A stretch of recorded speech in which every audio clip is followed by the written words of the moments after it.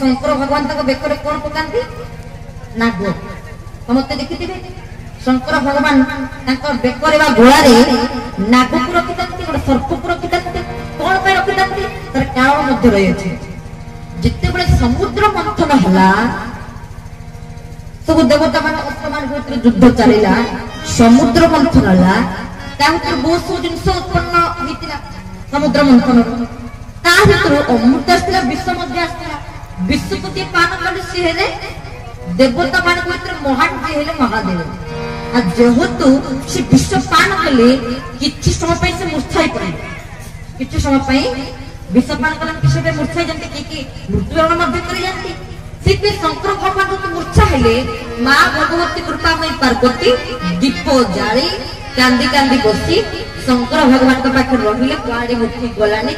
स्मृति अनुजाई आमे ई पर्व को पालन करछि जहाँ होछि शिवरात्रि अर्थ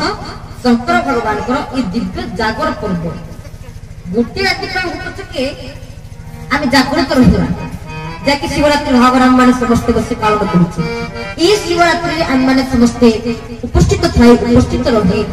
शिव कृपा करुणा को प्रार्थना करुचे शंकर भगवान कृपा करुणा को प्रार्थना करुचे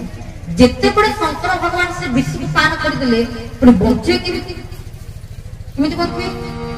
ना विश्व विश्व को काटे आ किसी उपाय नहीं ना ताले विश्व विश्व को काटियो सेति एक नाग सर्प द्वारा शंकर भगवान ये विश्व भंजन होता से दिन ठारू शंकर भगवान निज गला